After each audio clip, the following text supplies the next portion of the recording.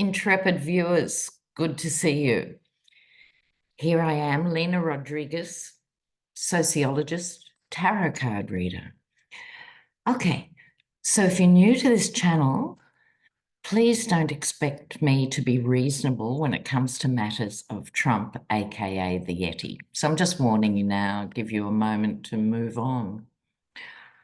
Okay, remember in my last video, I talked about some of the VP possibilities for the Yeti. And you guys sent in some more suggestions. And there's so many bad choices. It's hard to know who will be chosen. Right, but I'll look at that in other videos. Today, I want to kick off with God's Army going to the border. God's Army. So they obviously have turned their backs on the teachings of Jesus, which include things like we are all the children of God, black, brown, anything in between, mixed race, everything, children of God, struggling people over the border, welcome the strangers. Remember all that? They've turned their back on it all. And I want to have a look from the inside how they felt that protest went. Right? I would have liked to see, 20,000 regular Christians blockade them with, things from the Bible saying nice things. But anyway, we didn't get that. But let's have a look from the inside. How do they think this went? Okay. The thing about these groups is they're drifting more and more. They're becoming more hardcore fundamentalists. They say they want a Christian country. It's actually beyond Christianity into hardcore fundamentalism. But let's see what it looks like through their eyes. Okay.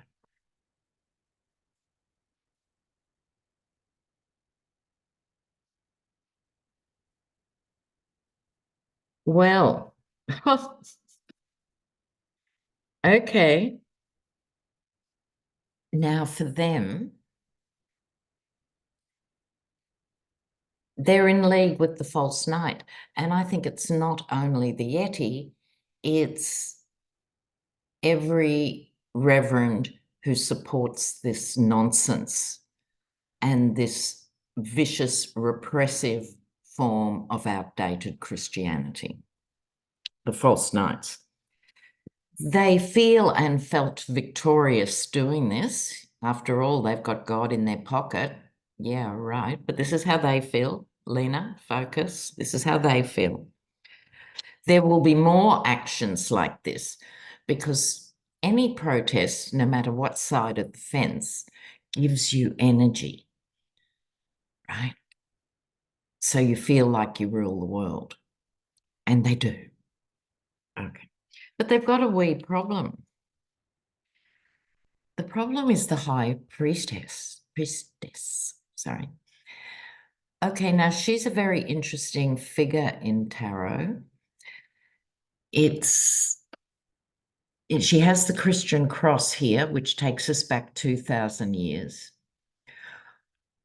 In her hands is actually a copy of the Torah, which takes us back, in terms of Jewish history, 5,500 years.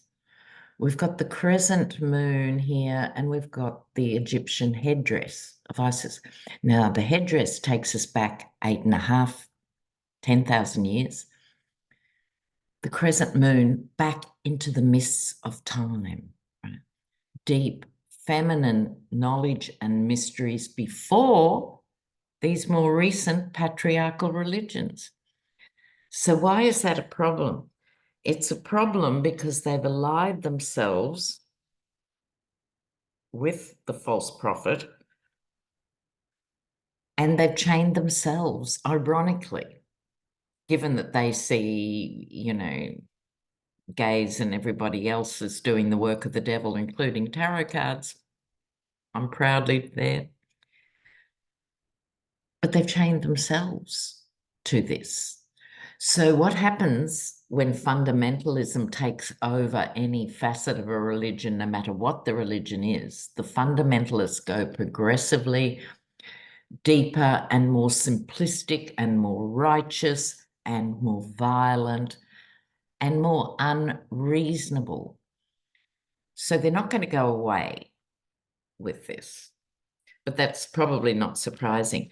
And when you see the MAGAs interviewed, they'll say over and over, but we're a Christian country. We were formed as a Christian country. And the interviewer will say, well, actually, we were founded on the separation of church and state. And they go, duh. They can't follow the sentence, let alone the concept. No, we're just Christian. No, it's about the freedom of religion, and to be free from religion is actually the foundation. I think you'll find that. Okay. Moving on from them because they're so dreary and so awful. Now, the legal stuff. So Judge Engeron has delayed his ruling on the fraud case because of Weiselberg. We all remember Weiselberg, the chief financial officer, who was gifted to baby Donald from Fred Trump. Okay, so he was well entrenched in cooking the books back in the day. He's now apparently admitting to perjury, blah, blah. Must be important or he wouldn't hold up the ruling. And apparently it can have a rollover effect into Alvin Bragg's case, which is why Engeron is being generous in this moment. We were supposed to have the ruling on how many hundreds of millions the Yeti has to pay a week or so ago, but this is why. So I want to have a quick look at that. And then I want to talk about Jack Smith. Okay, so this is the fraud case overseen by Engeron and the Alvin Bragg cases. What can we expect to come through with these rulings? Let's look at. Oops. Well, I think we'll all be happy. Now, narcissists struggle when they stop being able to bend the world to their view. I'm pleased to report the Yeti is actually struggling. And I think this is only recent, only in the last, the E. Jean Carroll and other things, it's starting to hit home. Every other time in his life, he's been able to rage at people, blame other people, go to another cretinous bank who don't do their homework and give him more money. But those days are over. They're well over. I think this is we, the people. I'm speaking as an honorary American here, but I think you guys will be happy with the outcome. The sun will be shone on his endeavours. Sitting back here, the smug merchant thought he had it all sorted out, as did the adult spawn of this guy. They thought everything would just go on like it was, but no. In fact, you'd think they've got more to lose than he does because he is 77 or whatever.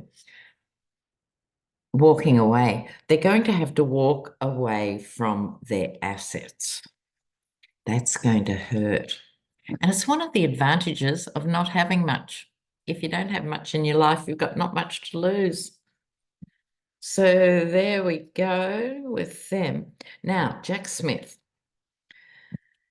He's apparently making a case against Aileen Cannon slow walking this trial, which is the most significant trial in modern history.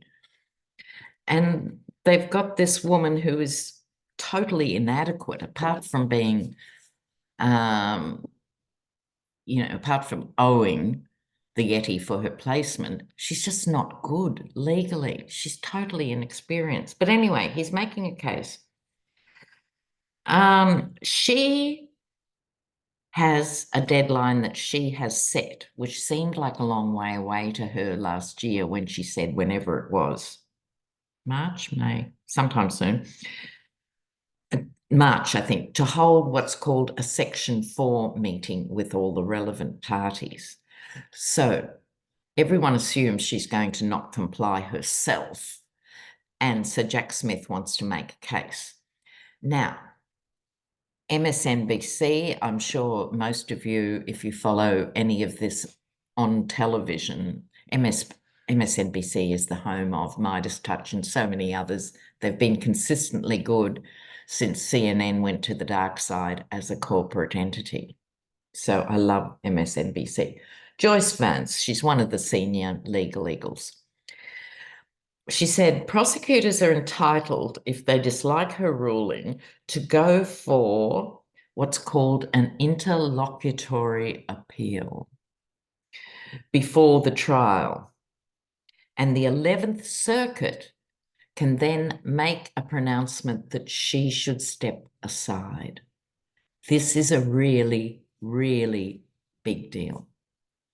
So what I'm asking, I guess, is Jack Smith's appeal, will it go to the 11th Circuit and what will they say? Because it isn't there yet. And God knows you can't rely on the Supreme Court. They still haven't got a definition of an insurrection. They haven't got a definition of presidential privilege. We've had the 3rd anniversary since the insurrection, and they're in La La Land. Shame on you, eternal shame, Justice Roberts, Merrick Garland, and individual members of the Supreme Court. Eternal shame. Oops, what fell out? Knight of Pentacles, we'll keep that. Okay, so here we go. Oh, we have to do Taylor Swift too. Okay, Jack Smith's appeal to the 11th Circuit. Okay, coming down. We've got this first. Oh, wowie zowie. Okay, I think in this case, this is Jack Smith. He often gets the magician for me, but today, this is the slow and steady knight.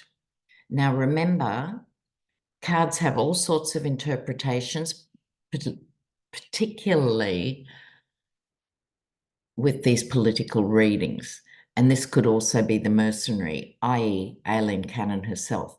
But I don't think so. My vibe on this is him as the slow and steady knight, not taking anything for granted, but unmovable.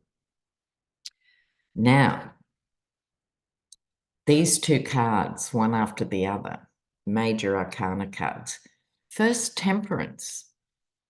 Everything in moderation, harmony and balance, trusting in the system, doing things in a calm and measured fashion, like this night, followed by the Tower. So I think with those two together, it's going to start off being quite reasonable, and then it's going to actually blow the roof off everything. What follows the Tower moment? Let's hope it's a Tower for Aileen Cannon. There needs to be more evaluation and looking at this process. How is it to be done? Is it adequate? Is it up to the task?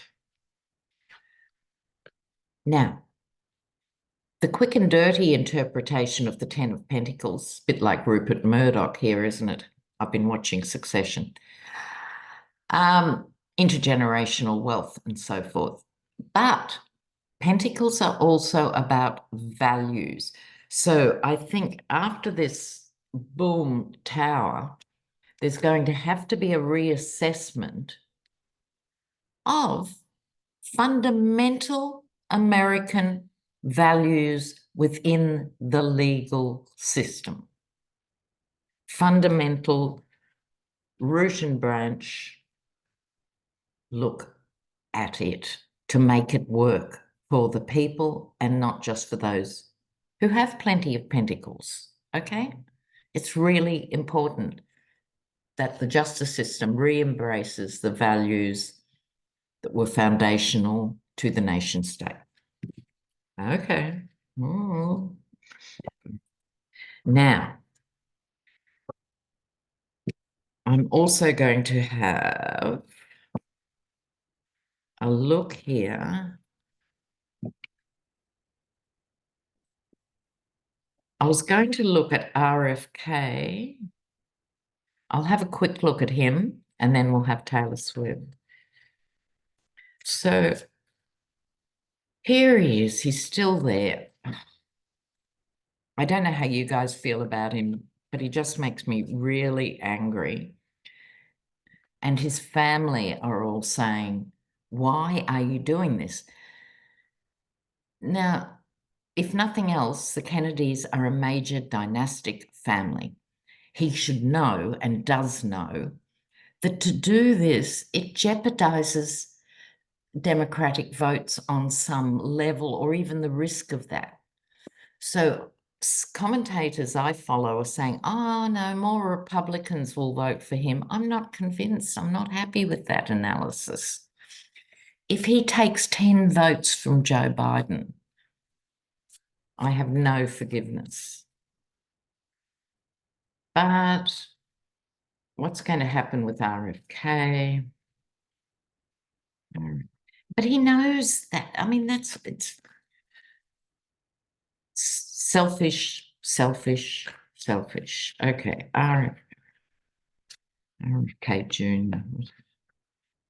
See, that's why I don't like dynasties, okay? Because you get the third generation.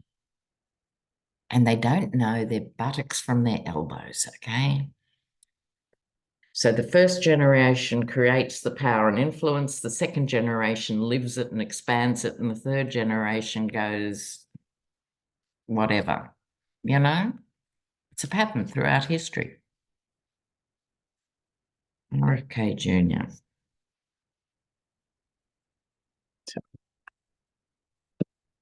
Oh, couldn't be more pleased. Look, I think he's going to be exposed in some way. Modern tarot, not the death of someone in a literal sense, okay? But it is a major end of a cycle. Look, I think I digress yet again. It's a bit like Nikki Haley. I find that just the thought of Nikki Haley to be vomit-inducing and worrying and awful. However, she has a role right now, which is boom, she gets the Yeti on his glass jaw, right? You know, she has a role now.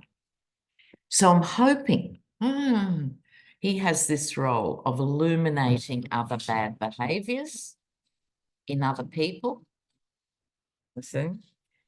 And then let's hope he floats away in the dead of night, because he has got the death card and the moving away card. So I think he'll be gone. But he has something to offer on the other side with the Empress, in the sense, I think, hopefully, God, I hope I'm right about this. Oh, God. The ideas that he talks about will take root in some way and be useful. That does not happen if he actually runs. No, no, no, no, no. So if you're inclined, let's light candles, not wishing him any ill will, just time for a little holiday, love, like for the next 17 years. You know, you've got money, just go and relax, put your feet up, write a book that no one will read. There's lots of options. Okay. Now, Taylor Swift. Now, I bypassed the Taylor Swift phenomenon, and I've only become interested since she's become such a flashpoint. Isn't it great? And she's very brave because, of course, as soon as you say, I think there's something fundamentally wrong with these people, you're attracting all sorts of maddies and baddies. But she's hung in. She has an amazing influence. So let's have a look at Taylor. Taylor Swift. Let's say the next 12 months, see what turns up for Taylor. And why is she on her own? Why aren't other artists, huge artists, stepping up into this sphere? To answer my own question, too tied up in the individual and the stardom, Or they may have very good reasons for not doing it, particularly if you have kids. So I shouldn't judge so harshly. Sorry. Taylor Swift. Here we go.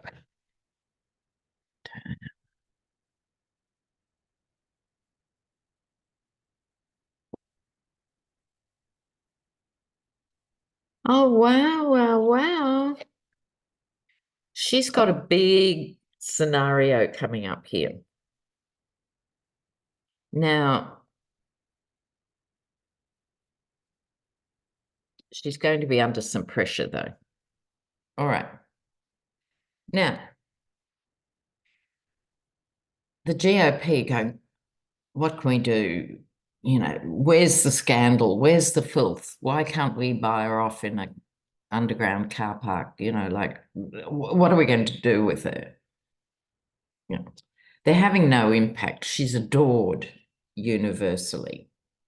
Also, I was pleased to see this. She's actually now mature enough to realize she's been summoned. She is a light worker, right? She's been summoned. Her job, wake up America, yoo-hoo. So, and the trumpet is very loud. So she has a very loud megaphone. She's a smart cookie. But she can't say as much as she'd like to say. This is the interesting bit to me. She's probably under a record contract. And if anyone's read a record contract, and I defy you to get to the end of one, they're, dozens of pages of stuff, and people sign them without ever reading them and stuff. I think she's a bit limited by her record company, or if she's truly independent, I don't think she can be as big as she is and truly independent. There are restrictions on her, and this can also be self-imposed. She knows she's loved, but like I was describing those risks, so she's really going to be thinking in the next few months, how far am I prepared to stick my neck out? She may even retreat a bit, but this is a bit further down the track. But I think she'll have done the stuff she's done by then. But I would expect her, happy to be wrong, I would expect her to retreat because this was her last card as it gets closer to the literal election. I think she feels her role is encouraging people to vote, particularly young people, obviously, to vote at all, to go and get registered, to speak up for what you believe in and what's important to you. She gives them oomph. Love that. Go Taylor. So guys, get back to me in the comments with your impressions and opinions. And I always look forward to it. I try and get through. I can't answer them all, but I try and get through the comments because I love it. Such a great project. Now, don't forget, if you want a reading in March, because I've started again, you can get in contact me by my email, which is under every video. Okay, so if you can't see it on your phone, pull it up on your laptop. So I will take some people in March. I love doing readings. Okay, guys, bye for now.